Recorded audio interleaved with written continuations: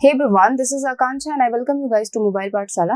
आप सारे बच्चों का एक बार फिर से मोबाइल पाठशाला पर बहुत बहुत स्वागत है। आज की वीडियो में गाइस हम करेंगे मोस्ट एक्सपेक्टेड। अभी तक हमने 2-3 वीडियोस कर लिए हैं मोस्ट एक्सपेक्टेड क्वेश्चंस पर।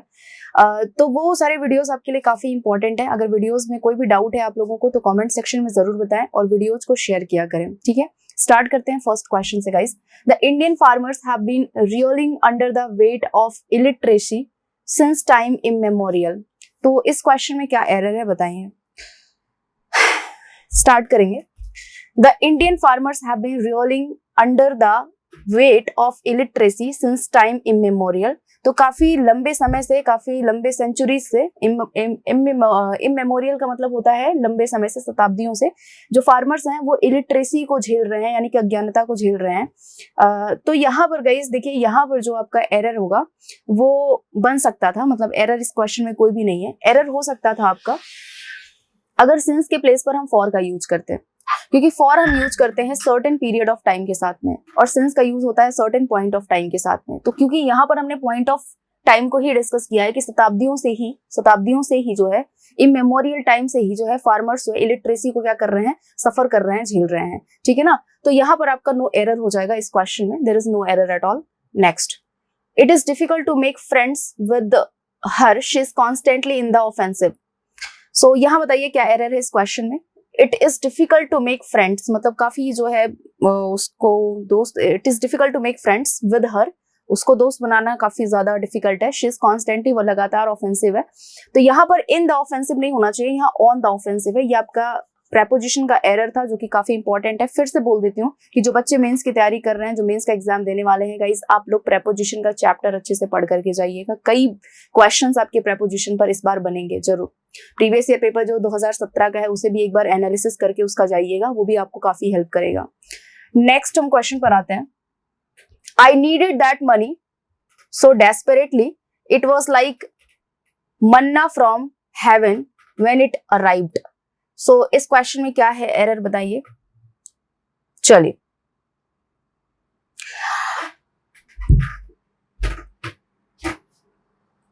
I needed that money so desperately।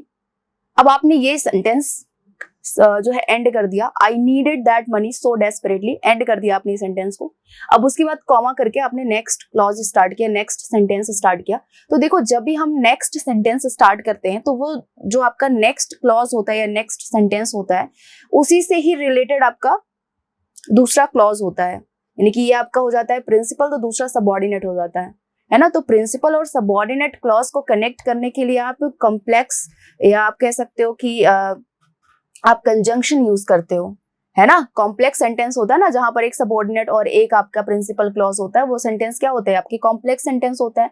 तो कॉम्प्लेक्स सेंटेंसेस को कनेक्ट करने के लिए कंजंक्शंस जरूरी है, और आपने सेंटेंस में कोई भी कंजंक्शन नहीं यूज किया है, तो यहाँ पर आपको कंजंक्शन क्या जरूरी है, यहाँ दैट का यूज करना है आपको। So I needed that money so desperately that it was like manna from heaven when it arrived. तो यहाँ आपको दैट इंसर्ट करना होगा, ठीक है। Next, so guys next question पर आते हैं। I can't see much likelihood between him and his father. इस क्वेश्चन में क्या एरर है बताइए। आई कांट सी, आपको पता है कि कांट हमारा क्या है, कैन हमारा क्या है, मॉडल वर्ब है। तो मॉडल वर्ब के साथ में वर्ब की फर्स्ट फॉर्म आती है मच लाइकलीहुड। अब ये जो लाइकलीहुड है ना, दिस इज अ नाउन, ये नाउन है आपका। तो नाउन आपका ये अनकाउंटेबल है। अनकाउंटेबल नाउन को क्वालिफाई करने के लिए आप मच का यूज करते हो, है ना। मच का यूज करते हो अनकाउंटेबल नाउन को क्वालिफाई करने के लिए। अगर यहाँ मैनी होता तो ये एरर आपका बन सकता था यहाँ पर। So I can't see much likelihood between him and his father. Between के साथ में आप एंड का यूज करते हो। बिटवीन के साथ क्या करते हो, एंड का यूज करते हो। कई बार बिटवीन के साथ बट भी आ जाता है, बिटवीन के साथ कोई भी कंजंक्शन नहीं आता है, तो ये आपका एक एरर बनता है एग्जाम में, ठीक है ना। सो लाइकलीहुड जो आपका वर्ड है, इसकी मीनिंग क्या होती है, इसकी मीनिंग होती है प्रोबेबिलिटी। तो क्या यहाँ प्रोबेबिलिटी का सेंस है, जी नहीं। तो फिर आपको यूज क्या करना है, इसी के सिमिलर एक और वर्ड होता है लाइकलीनेस। सिमिलर नहीं कह सकते हैं, बट अब थोड़ा सा वर्ड में डिफरेंस है ना। तो कई बार लोगों को एक ही लग जाता है, बट इन दोनों की मीनिंग अलग होती है। लाइकलीहुड मीन्स होता है प्रोबेबिलिटी एंड लाइकलीनेस मीन्स होता है सिमिलैरिटी। तो यहाँ पर आपको लाइकलीनेस का यूज करना है, लाइकलीनेस का यूज करना है, ठीक है ना। मतलब I can't see much likeliness between him and his father. मुझे बिल्कुल भी सिमिलैरिटी नहीं दिख रही है उसके और उसके पिता के बीच में। नेक्स्ट आ जाइए। The world today is totally different than we have seen in the last century. जो आज की दुनिया है वो काफी अलग है लास्ट सेंचुरीज जो मैंने देखा उनसे, उससे आज की दुनिया काफी अलग है। तो बताइए यहाँ पर एरर क्या है कमेंट सेक्शन में, और शेयर कर दीजिए वीडियो को जरा। So the world today is totally different, is totally different. ये जो डिफरेंट है ये आपका क्या है, डिफरेंट की पार्ट्स ऑफ स्पीच क्या है, डिफरेंट है आपका एडजेक्टिव, एडजेक्टिव को क्वालिफाई करेगा एडवर्ब, तो टोटली आपका एडवर्ब हो गया। टुडे क्या है आपका एडवर्ब ऑफ टाइम है, द वर्ल्ड क्या है आपका नाउन है।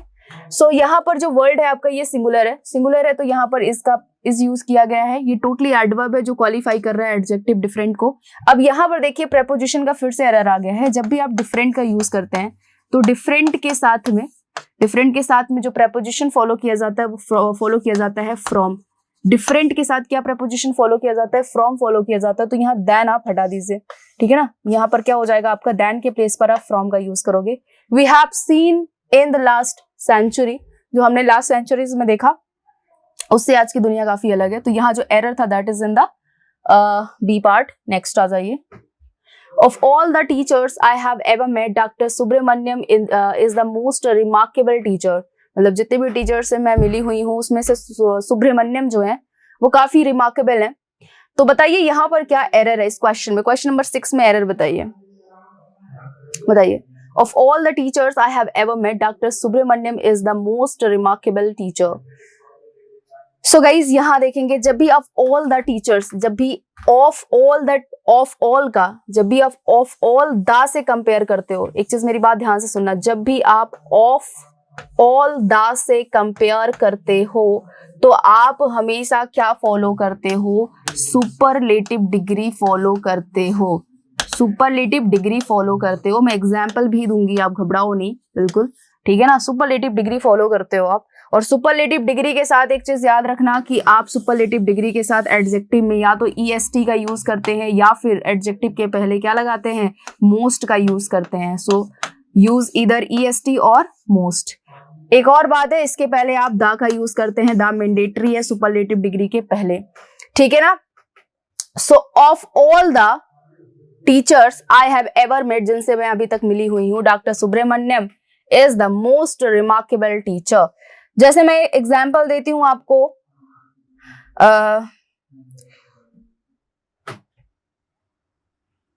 Sachin Tendulkar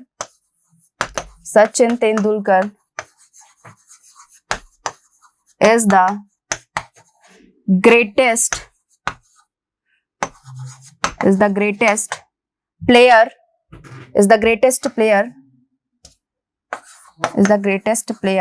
of all the players।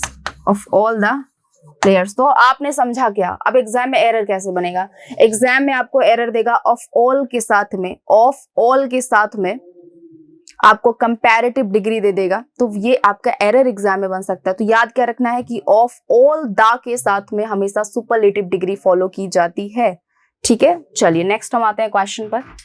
The moral of the entire novel is how many doesn't make you happy. जो मोरल था एंटायर नॉवेल का वो यही था कि पैसा आपको खुश नहीं करता है। तो यहां बताइए एरर क्या है। अभी मैंने आपको एक क्वेश्चन कराया, तो मैंने कहा कि जब भी आप कोई सेंटेंस बोलते हो तो सेंटेंस के कई पार्ट्स होते हैं, उसी सेंटेंस के पार्ट्स को बोला जाता है क्लॉज। सेंटेंस के हिस्सों को ही हम क्या बोलते हैं, क्लॉज बोलते हैं। उस क्लॉज को हिंदी में बोलते हैं उपवाक्य। तो अगर आपने 2 सेंटेंसेस को कनेक्ट करना है, 3 सेंटेंसेस को कनेक्ट करना है, तो एक चीज तो होगा ना कि एक कोई सेंटेंस इंडिपेंडेंट होगा, दूसरा कोई सबऑर्डिनेट होगा। अगर आपको 2 या 2 से 3 सेंटेंसेस को कनेक्ट करना है तो जाहिर सी बात है कोई एक सेंटेंस क्या होगा आपका, इंडिपेंडेंट होगा, यानी उसकी अपनी खुद की मीनिंग होगी, और दूसरा क्या होगा, सबऑर्डिनेट होगा, यानी वो दूसरे वाले सेंटेंस पर क्या होगा, डिपेंड होगा। तो दोनों को कनेक्ट करने के लिए आपको जरूरत क्या है, कंजंक्शन की जरूरत है। तो यहां देखेंगे गाइज, इस क्वेश्चन में अगर आप आ जाइए, चलिए इस क्वेश्चन पर आ जाइए। The moral of the entire novel is के बाद आपने यहां दूसरा एक सेंटेंस यूज किया, is how many doesn't make you happy. Guys यहां पर आपको एक कंजंक्शन की नीड है, दैट हाउ, ये यह है कि या यह है कि how many doesn't make you happy, तो आपको इज और हाउ के बीच में दैट इंसर्ट करना है। तो आपका एरर था सेकंड पार्ट में। देखिए ये आपके मेंस के क्वेश्चंस हैं, एसएससी मेंस के क्वेश्चंस हैं। तो मैं बस इतना बोलूंगी, प्रीवियस ईयर एनालिसिस अगर अच्छे से किया हुआ है तो डरने की बात नहीं है, आराम से एग्जाम में जाओ, आराम से एग्जाम दो, है ना, बिल्कुल डरने की बात नहीं है। आप थोड़ा अच्छे से पेपर को पढ़ना। कई बार हम ओवर कॉन्फिडेंस में होते हैं तो फिर हम क्या सोचते हैं, यार पेपर अच्छा हो गया, ये हो गया। बिल्कुल नहीं, पेपर करने के बाद भी आपको बहुत सारे डाउट होंगे, या अगर आपको लगता होगा कि आप अच्छा किए हो पेपर, तब भी आप शायद बहुत सारा एरर करके पेपर में आ गए होगे, है ना। जैसे कि अभी इसी क्वेश्चन की मैं बात कर दूं तो आप पढ़ोगे इस क्वेश्चन को तो बोलोगे मैम नो एरर है, लेकिन यहाँ पर एरर था।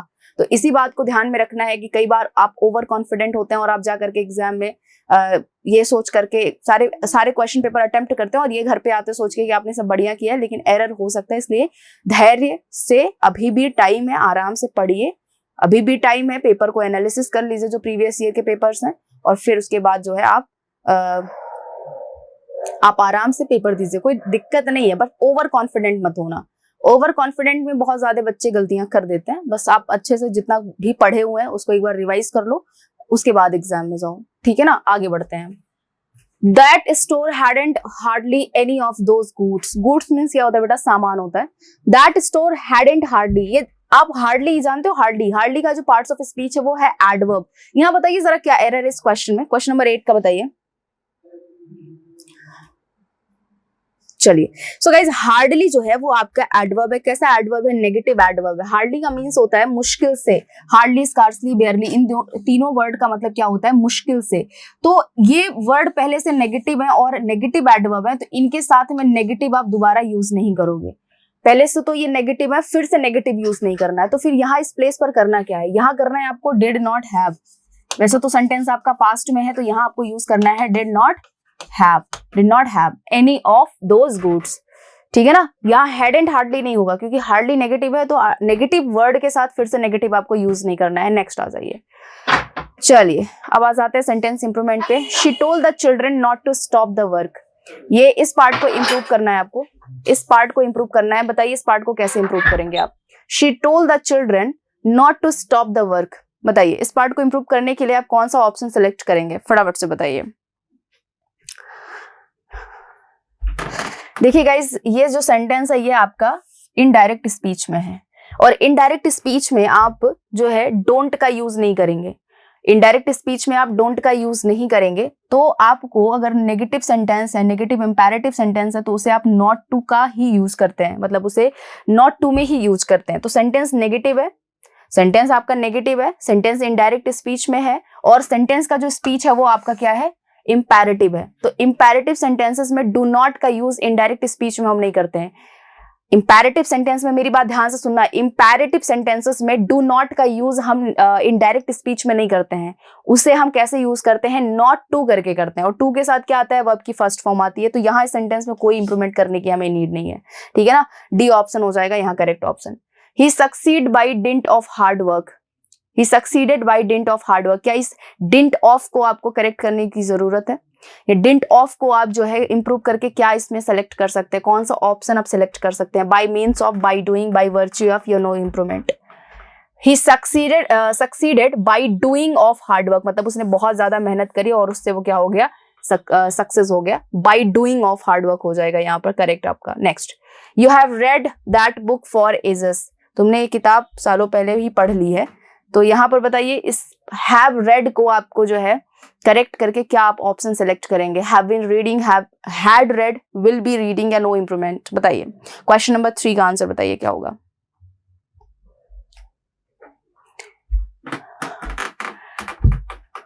अब देखिए यहाँ पर ये जो फॉर है ना, इसके साथ में एजेस आया हुआ है, और ये एजेस क्या है बेटा, पीरियड ऑफ टाइम है, पीरियड ऑफ टाइम है। तो पीरियड ऑफ टाइम है, और यहाँ पर कह रहा है कि आप युगों युगों से इस किताब को पढ़ते आ रहे हैं, इस युगों युगों से आप इस किताब को पढ़ते आ रहे हैं, मतलब आप प्रेजेंट में भी पढ़ रहे हैं। मान लिया कोई हमारा धर्म, हमारा कुछ धार्मिक कुछ किताब है, कुछ बुक है हमारा, तो हम उसको सालों से पढ़ते आ रहे हैं, उसको शताब्दियों से पढ़ते आ रहे हैं, तो अभी भी हम उसको पढ़ ही रहे हैं ना।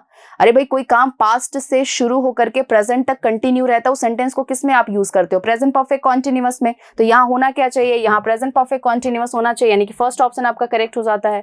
आप सालों से कुछ काम को करते आ रहे हैं, तो ये सालों वाला जो टाइम है, यानी कि एजेस वाला, अब भाई सालों वाला जो टाइम है वो पास्ट का है, लेकिन प्रेजेंट में उसे हमने कंटिन्यू किया हुआ है। तो कोई काम पास्ट में शुरू और प्रेजेंट तक कंटिन्यू रहता है, तो उसे हम यूज करते हैं प्रेजेंट परफेक्ट कॉन्टिन्यूअस में। डन, ठीक है ना। तो यहां पर आपका हो जाता है क्या? करेक्ट ऑप्शन हो जाता है आपका first option. Next, the only bit of relief for the victims has been the increase in compensation. बताइए इस क्वेश्चन में क्या करेंगे आप?